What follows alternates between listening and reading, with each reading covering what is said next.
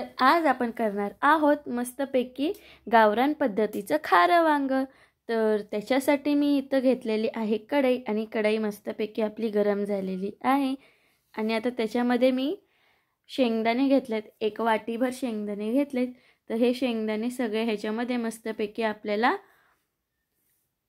भाजून घ्यायचेत आणि हे शेंगदाणे मी मस्तपैकी असे 5 मिनिटं भाजून घेणार आहे। आणि मी आज एकदम गावरान पद्धतीचं खारं वांग करणार आहे।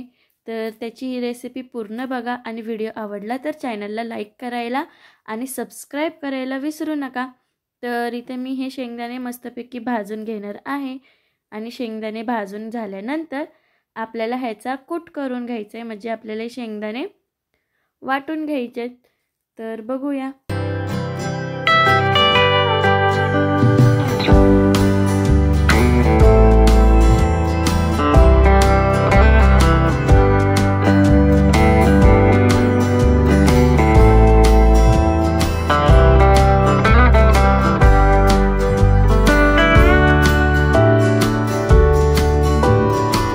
बघू शकता एक 5 मिनिटांनंतर ना माझे हे शेंगदाणे मस्तपैकी असे भाजून झालेले आहेत।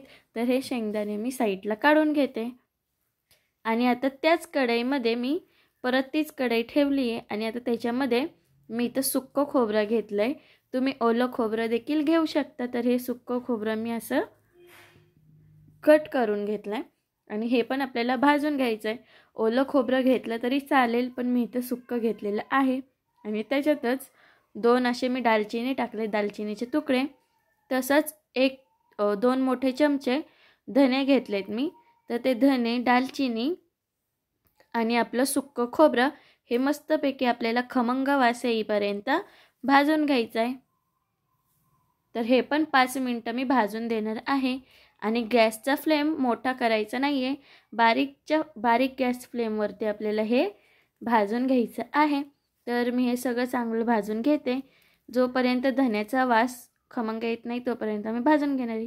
तर इथे बघू शकते भाजून झाले। तर हे पण मी साईडला काढून घेते आणि साईडला काढल्यानंतर आता त्याच कढईमध्ये मी लसूणच्या 10-12 पाकळ्या घेतल्यात, तर ते सोलून घेतलेत अशा। तर तो लसूण पण ह्याच कढईमध्ये टाकून लसूण, अद्रक तसंच 10-12 मिरच्या, हिरव्या मिरच्या आपल्याला हे पण मस्तपैकी भाजून घ्यायचे। तेलाचा एकही थेंब न टाकता आपल्याला आलं, लसूण आणि मिरच्या छानपैकी भाजून घ्यायचे। आणि मिरच्या, लसूण, आलं ह्याचा पण खमंग वास येईपर्यंत आपल्याला हे 5 मिनिटापर्यंत छानपैकी हे भाजून घ्यायचे।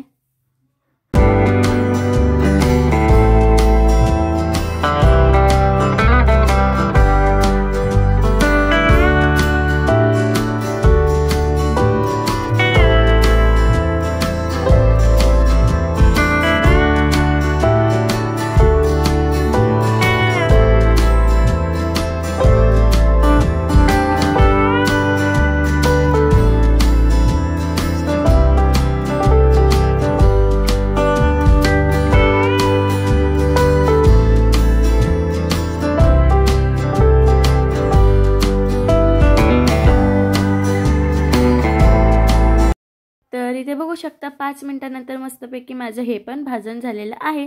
तर आता हे सुद्धा मी साईडला काढून घेणार आहे।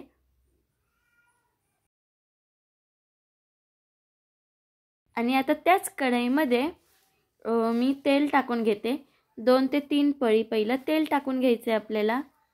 तर ह्याच्यामध्ये मी 2 ते 3 पळी तेल टाकून घेते।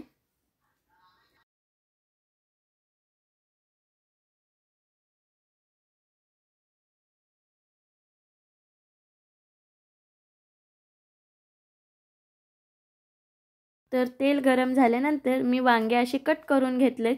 तर हे वांगे मी तेलामध्ये परतून घेणार आहे 5 मिनिटं। तर असे कट करून स्वच्छ धुवून हे वांगे घेतलेत मी। तर कट करून स्वच्छ धुवून वांगे घ्यायचेत आणि ते झाल्यानंतर तेल गरम केल्यानंतर तेलात आपल्याला हे वांगे सोडून छानपैकी परतून घ्यायचे आहेत। जोपर्यंत त्याचा रंग चॉकलेटी असा होत नाही तोपर्यंत हे परतून घ्यायचं आहे।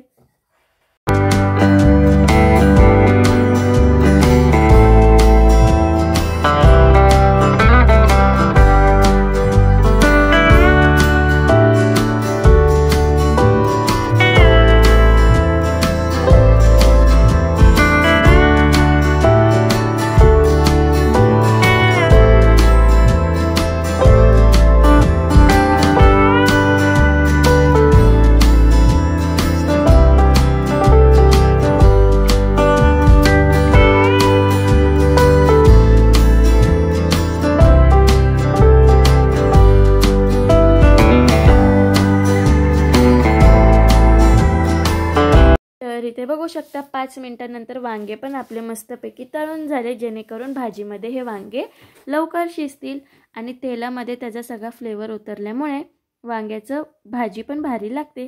तर इथं मी भाजून घेतलेले शेंगदाणे असे वाटून घेतलेत। तर हे शेंगदाणे मी असे साईडला एका प्लेटमध्ये काढून घेते आणि परत आपण जे हे मसाला भाजून घेतला होता, अद्रक, लसूण, धने, दालचिनी, खोबरं आपण हे भाजून घेतलं होतं ते पण वाटून घ्यायचे। आता त्याच्यामध्ये मी कोथिंबीर घेतली आहे धुवून, ती पण याच्यामध्ये टाकली आहे आणि हे सगळं आपल्याला छानपैकी बारीक असं वाटून घ्यायचंय।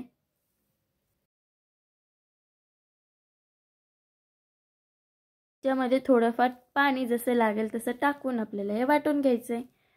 तर इथे बघू शकता हे वाटण झालेलं आहे आणि आता त्याच कढईमध्ये मी 2 ते 3 पळी तेल टाकून घेणार आहे। परत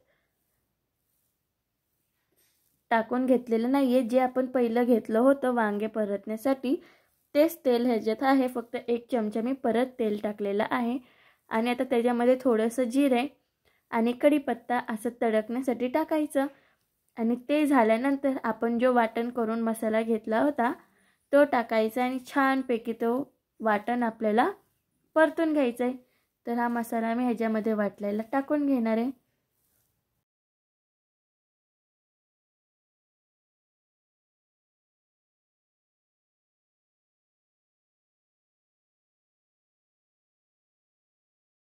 तर हे टाकून झाल्यानंतर ह्याच्यात मी अर्धा चमचा हळद तसंच चवीनुसार मीठ टाकून घेणार आहे आणि ह्याच्यामध्ये कोणताही मसाला आपल्याला टाकायचा नाहीये, कारण की आपण हे खारं वांगं करतोय आणि ह्याच्यामध्ये फक्त मिरची असणार। ह्याच्यामध्ये दुसरा व्यतिरिक्त हळदी व्यतिरिक्त कुठलाच मसाला नसणार आहे, म्हणून फक्त हळद आणि जे वाटण आपण केलेले ते आणि तसंच चवीनुसार मीठ। तर आता ह्याला तेल येईपर्यंत साईडने तेल सुटेपर्यंत आपण हे 5 मिनिटासाठी छानपैकी परतून घेऊया।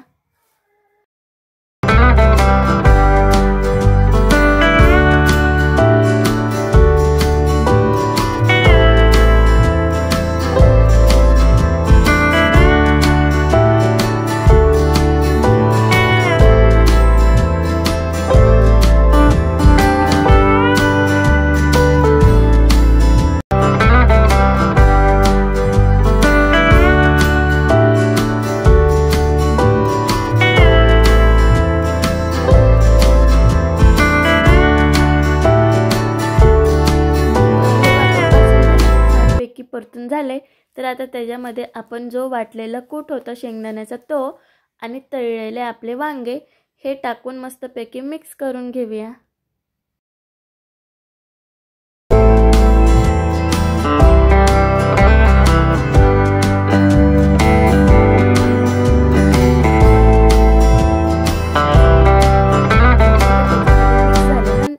थोडंसं आपल्या अंदाजानुसार किंवा प्रमाणानुसार आपण ह्याच्यामध्ये पाणी टाकून घ्यायचं आहे। तुम्हाला भाजीचा रस्सा केवढा पाहिजे किंवा भाजी कशी घट्ट पाहिजे त्याप्रमाणे तुम्ही ह्याच्यामध्ये पाणी टाकू शकता।